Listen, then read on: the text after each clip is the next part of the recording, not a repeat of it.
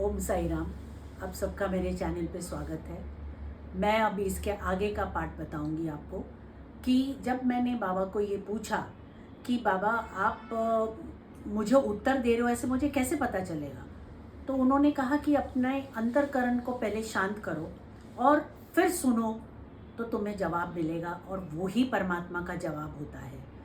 शुरुआत में तो बड़ा कठिन जा रहा था ये सब करना, बट धीरे धीरे, जैसे कहते हैं कि इसीलिए सदगुरु की ज़रूरत होती है। जब वो आपके साथ रहता है तो वो आपको ईश्वर की आवाज़ कैसे पहचाननी है ये आपको बहुत सही तरीके से बताता है। मेरे साथ भी ऐसा ही हुआ, और मैंने अपने मन को शांत किया, बाबा के चरणों में अपना सर झुकाया और कहा कि बाबा मैं कोशिश करूँगी, मुझे इसमें से बाहर निकालिए। और उन्होंने मुझे बाहर निकाला और मुझे ये भी बताया कि हमेशा सुख के दिन नहीं रहते, दुख के दिन भी आते हैं, बट इंसान को निराश नहीं होना चाहिए, क्योंकि निराश होगे तो आपको मेरी आवाज़ सुनाई नहीं देगी। मेरी आवाज़ सुनने के लिए तुम्हारा चित्त, मन सब शांत होना चाहिए, तभी आपको समस्या का हल जो ईश्वर आपको देना चाहता है आपको समझ में आएगा, सुनाई भी देगा।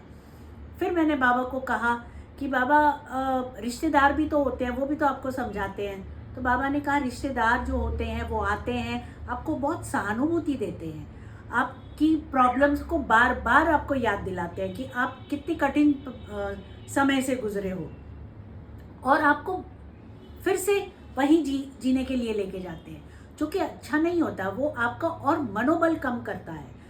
सदगुरु क्या करता है, आपको उस समय को भुलाने की कोशिश करता है और आपको और बलवान करके, उसको डट के सामना करके और आगे बढ़ने के लिए प्रेरित करता है। यही गुरु का समझाना और रिश्तेदारों के समझाने में फ़र्क होता है। और हमें हमेशा यही लगता है कि जो हमारे साथ ज़्यादा सहानुभूति दिखाता है वही हमारा शुभ चिंतक होता है। ऐसा नहीं है, कई बार बहुत ज़्यादा सहानुभूति भी आपको कमज़ोर बना देती है। इसीलिए जीवन का सार यही है, जो सच्चाई है उसको मानिए, उसको एक्सेप्ट करिए और उसको लेकर आगे बढ़िए, तभी आपको आगे का मार्ग दिखेगा कि आपको किस दिशा में जाना है।